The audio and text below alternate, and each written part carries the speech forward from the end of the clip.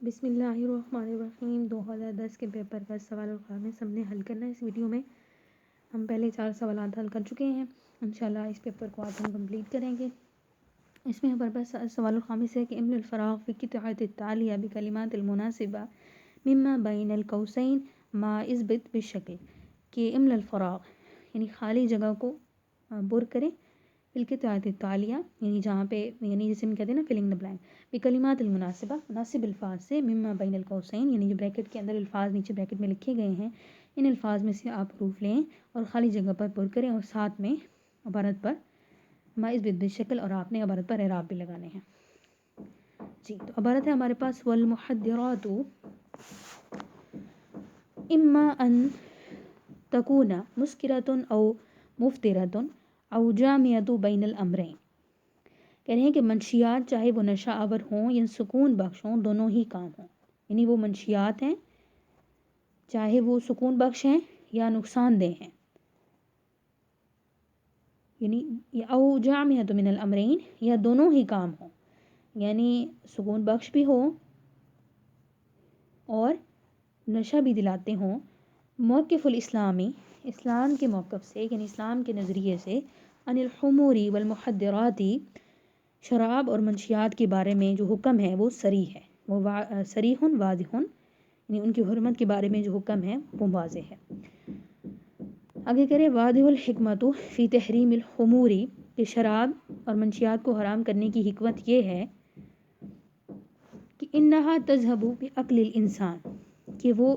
انسانی عقل کو ختم کر دیتی ہے. حیث لا یدرک ماذا یفعل یعنی انسان کو پتہ ہی نہیں ہوتا کہ وہ کیا کر رہا ہے. ٹھیک ہے یعنی انسانی عقل کو ایسے یعنی معاف کر دیتی ہے دماغ کہ آپ کو سمجھ نہیں آتی کہ وہ آپ کیا کر رہے ہیں. ماذا یفعل ویترکوا ابشع الجرائم والمعاصی اور اب کیا کرتے ہیں بڑے بڑے جرائم اور گناہ کر بیٹھتے ہیں. ولذالک سمی رسول اللہ صلی اللہ علیہ وسلم ولذالک اور اسی لیے اللہ کے رسول صلی اللہ علیہ وسلم نے فرمایا الخمر ام الخبائث کہ جو شراب ہے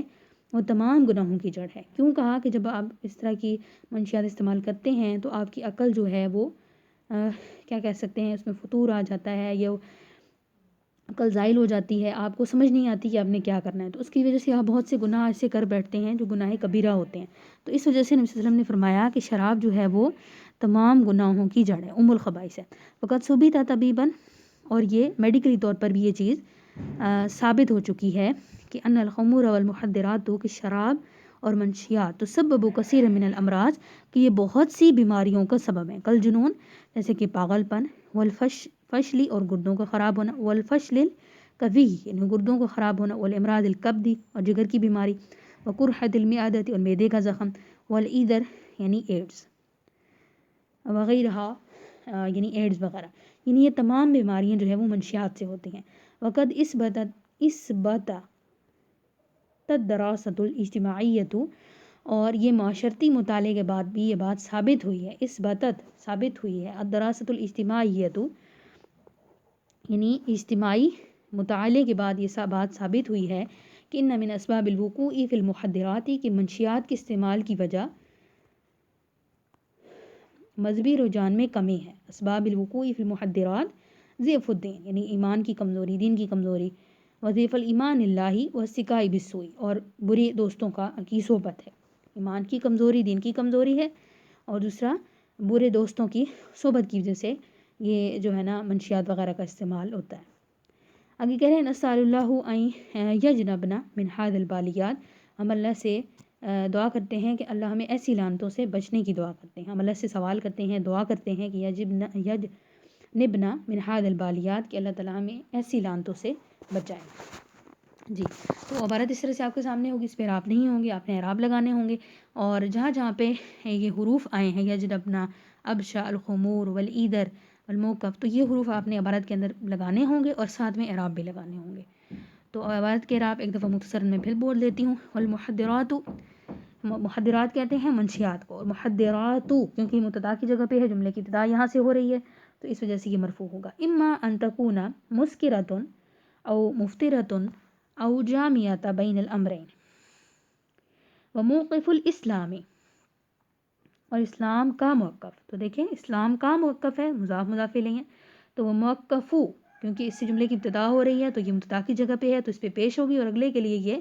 مضاف بھی ہے، اور اس وجہ سے وہ مضاف الیہ، اسلام جو ہے مضاف الیہ بن رہا تو وہ مجرور ہوگا، یعنی اس کے نیچے زیر آئے گی، تو موقف الاسلامی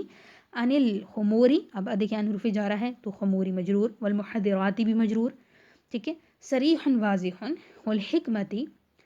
فی تحریم الخموری، فی کی جیسے تحریم الخموری دونوں مجرور، والمحدراتی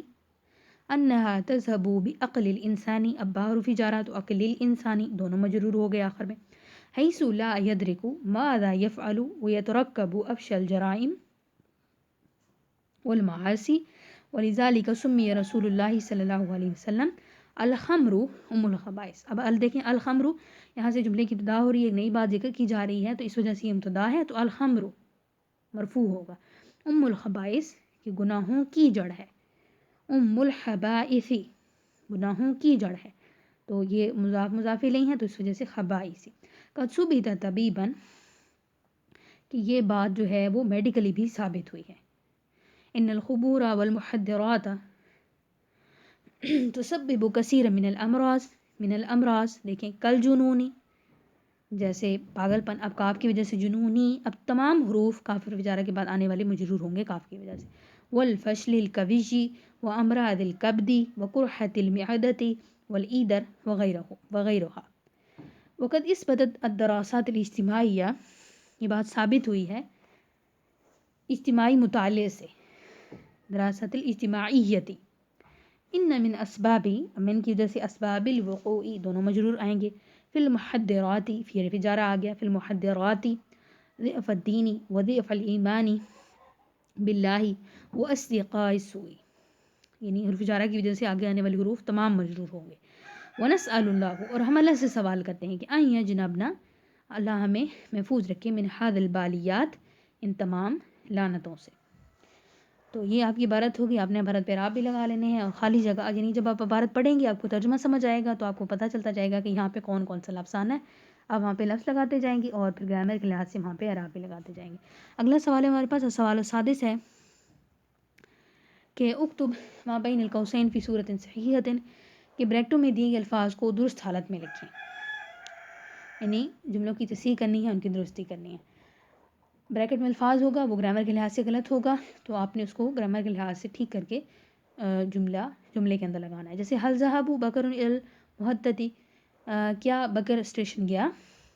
اب دیکھیں اب بکر ایک شخص ہے تو اس کے لیے جو فعل آئیں گے وہ بھی واحد لائیں گے اور مذکر والا لائیں گے، کیا بکر اسٹیشن گیا تو اس کے لیے واحد مذکر والا پہلا صیغہ لانا تھا کیونکہ بکر واحد ہے، تو ذهبوا تو جمع کے لیے آنا تھا، ذهب ذهبا ذهبوا وہ جمع کے لیے آنا تھا، لیکن ہم نے صرف بکر کا ذکر کیا اور وہ واحد ہے اور مذکر ہے تو اس وجہ سے اس کے لیے یہاں پر جو صیغہ فعل کا لانا تھا وہ ذهب لانا تھا، هل ذهب بکر الی المحطۃ،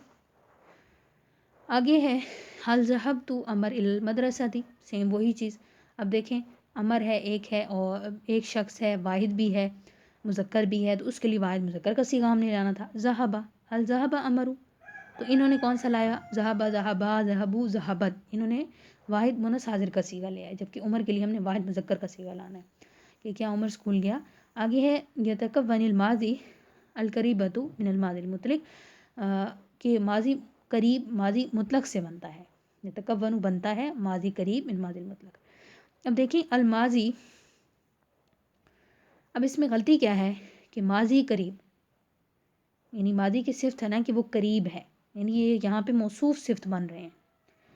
تو جب الماضی مذکر ہے تو القریب بھی مذکر ہونا چاہیے تھا نا، اوپر انہوں نے القریبۃ دیا، باقی مطابقت تو ٹھیک ہے، الف لام کے ساتھ ہیں، دونوں الف لام کے ساتھ یعنی معرفہ ہیں، دونوں مذکر ہیں، دونوں واحد ہیں، ٹھیک ہے، اعراب بھی دونوں کے ایک جیسے ہیں، لیکن کیا کہ مذکر مونث ہونے میں موصوف صفت کی مطابقت یہاں پہ نہیں رکھی تو وہ ہم نے مطابقت ٹھیک کرنی ہے، یعنی الماضی جب مذکر ہے تو القریب بھی مذکر آئے گا۔ آگے ہے ما کونوا کتبت الینا، کہ انہوں نے ہماری طرف کچھ نہ لکھا، اب ما کونوا یعنی ان سب نے، کتبت، اب دیکھیں فعل انہوں نے غلط لایا، کتبا کتبا کتبو کتبت، اب جب کہا کہ ان سب نے تو مطلب یہاں پہ مذکر ہے، مونث کا ذکر نہیں کیا گیا، مذکر ہے تو ہمیں فعل بھی مذکر کا لانا ہے، اور سب کی بات کی جا رہی ہے نا کہ ان سب نے کچھ نہیں لکھا تو اس لیے جمع مذکر کا صیغہ ہم نے یہاں پہ لانا تھا، ہم نے کہنا تھا کاتبا کاتبا اور کاتبو یعنی جمع مذکر غائب کا صیغہ، انہوں نے مونس کا صیغہ لایا ہے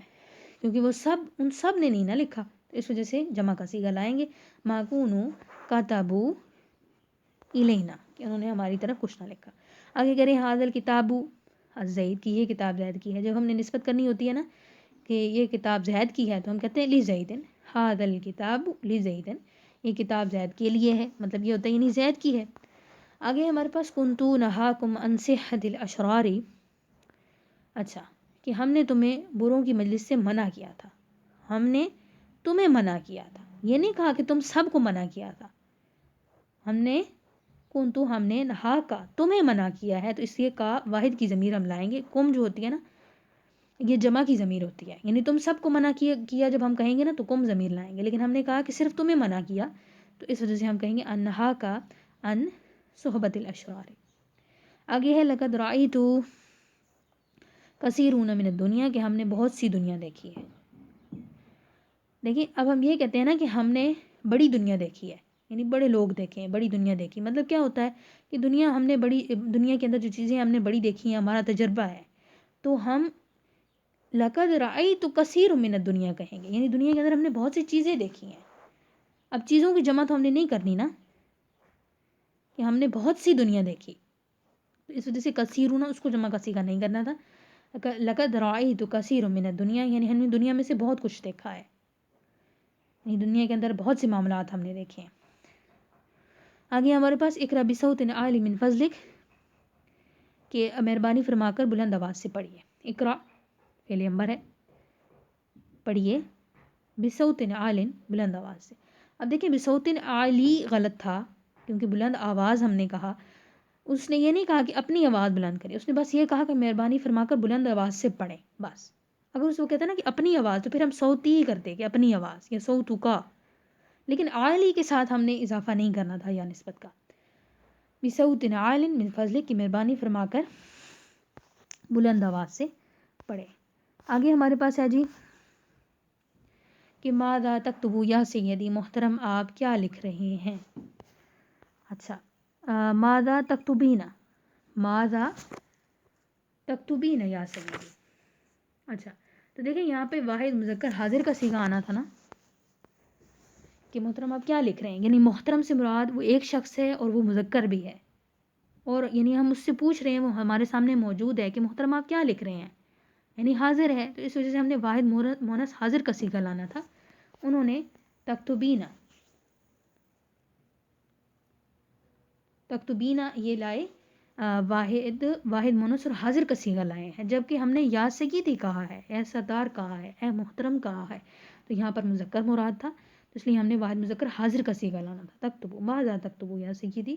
کہ محترم آپ کیا لکھ رہے ہیں. آگے ہمارے پاس ہے کہ تعلمت ثلاث لغات اجنبیۃ، اور صحیح جملہ ہے تعلمت ثلاث لغات اجنبیۃ کہ میں نے 3 غیر ملکی زبانیں سیکھی ہیں. اب دیکھیں یہاں پہ ثلاث لغات، اب یہ ہم نے قاعدہ پڑھا کہ 3 سے لے کر 10 تک جو گنتی ہوگی، اب 3 یہاں پہ گنتی کا لفظ ہے یعنی عدد ہے، اور جس چیز کی گنتی ہے یعنی لغت کی گنتی ہے نا، زبان کی گنتی ہے، تو وہ معدود ہے. اب اس کا قاعدہ پڑھیں کہ عدد اور معدود، تو عدد اور معدود کا کیا تھا کہ 3 سے لے کر 10 تک عدد اور معدود آپس میں مخالف ہوں گے، یعنی اگر معدود مذکر ہے تو عدد مونس ہوگا، اور اگر معدود مذکر ہے تو عدد مونس ہوگا، یعنی الٹ آئے گا جیسے یہاں پہ دیکھیں. اور دوسرا قاعدہ یہ ہے کہ 3 سے لے کر 10 تک جو معدود ہوگا یعنی جو گنتی کی چیز ہوگی وہ جمع ہوگی اور مجرور ہوگی. تو یہاں پہ یہاں پر یہ غلطی ہے کہ ثلاث دیکھیں، اب لغت واحد ہے، انہوں نے کہا 3 زبانیں، اب جب لغت واحد ہے اور مونس بھی ہے تو ہم نے اس کی گنتی مذکر لانی ہے، ٹھیک ہے. اور یہ قاعدہ تو ٹھیک ہے، مطلب یہ ایک قاعدہ تو انہوں نے ٹھیک کہا، لیکن دوسری بات جو میں نے کہی کہ 3 سے لے کر 10 تک جو معدود ہے، اب معدود یہاں پہ کیا ہے، گنتی کی چیز کیا ہے، زبانیں ہیں، تو اس کو جمع ہونا ہے اور جمع اور مجرور ہونا ہے. اب لغت کی جمع کیونکہ 3 زبانیں ہیں تو لغت کی جمع لغات آتی ہے اور وہ مجرور ہوگا، یعنی ثلاث لغات ہیں. مذکر مونس ہونے میں تو دونوں برابر ہیں، اب لغت اور مونس تھا، ثلاثو ہم مذکر کی گنتی لائے، لیکن کیونکہ اس نے جمع بھی ہونا ہے، معدود نے جمع بھی ہونا ہے، تو اس وجہ سے ہم کہیں گے ثلاث لغات. آگے ہے جی ہمارے پاس سوال الصابع صرف الفعل دعا تصریفا ماضیا، دعا سے فعل ماضی کی گردان کرنی ہے، اور یہ ہم پچھلے پیپر میں کر چکے ہیں. دعا، دعوا، دعو، دعت، دعتا، دعونا، دعوتا، دعوتما، دعوتم، دعوتی، دعوتما، دعوتن، دعوتو اور دعونا. تو یہ دعا سے گردان لکھیں گے ہم